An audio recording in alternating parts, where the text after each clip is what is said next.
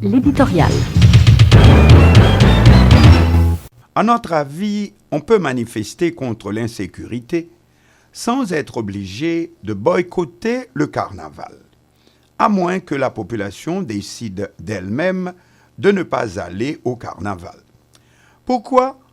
Parce qu'on a déjà suffisamment demandé de sacrifices à la population dans la lutte pour tenter de changer la direction politique du pays. Qui a été la principale victime du pays LOC qui a bloqué toute activité économique pendant près de 3 mois, et non seulement provoquant la fermeture de plusieurs activités commerciales et tuant plusieurs petits emplois, mais aussi et surtout propulsant les prix des produits de première nécessité à des hauteurs jamais atteintes à ce jour. Mais aussi et surtout, on n'en revient toujours pas que l'opposition ait utilisé la fermeture sous la contrainte des écoles pour tenter de faire avancer ses pions. Pendant près de 2 mois, les écoliers sont restés cloîtrés chez eux pendant que les parents mouraient de peur et d'angoisse. Que les objectifs politiques n'aient pas été atteints, que aussi bien du côté du pouvoir que de l'opposition, c'est le même blocage, mais n'est-il pas honteux que la seule arme utilisée par les uns comme par les autres, car le pouvoir en fait aussi largement usage dans sa propagande, si l'on peut dire, à ras de terre, sans davantage de respect pour autrui, eh bien, c'est toujours le peuple qu'on fait souffrir. C'est toujours lui qui doit consentir les sacrifices les plus pénibles.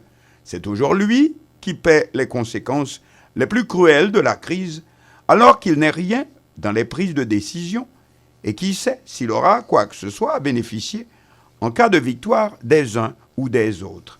Comme disait un humoriste, le peuple, c'est l'imbécile qui attend. Et voici venir dans quelques jours le carnaval.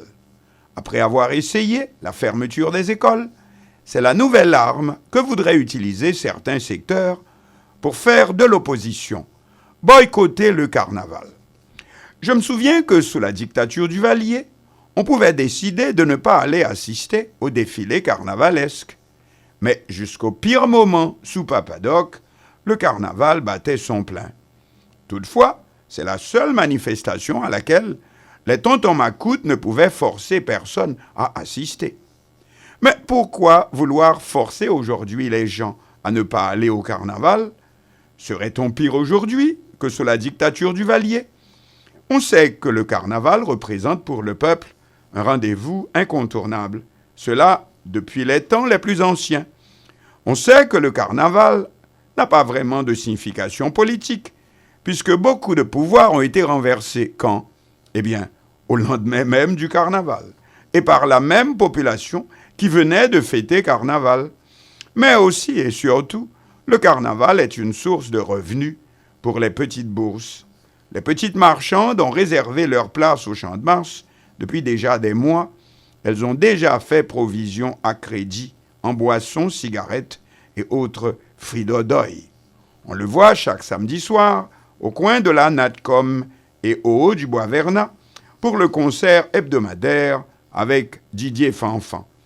Ce sont plusieurs mois d'écolage des enfants et de loyer de la maisonnette qui sont gagnés ainsi et qui sont en jeu avec la menace de boycott du carnaval par certains secteurs.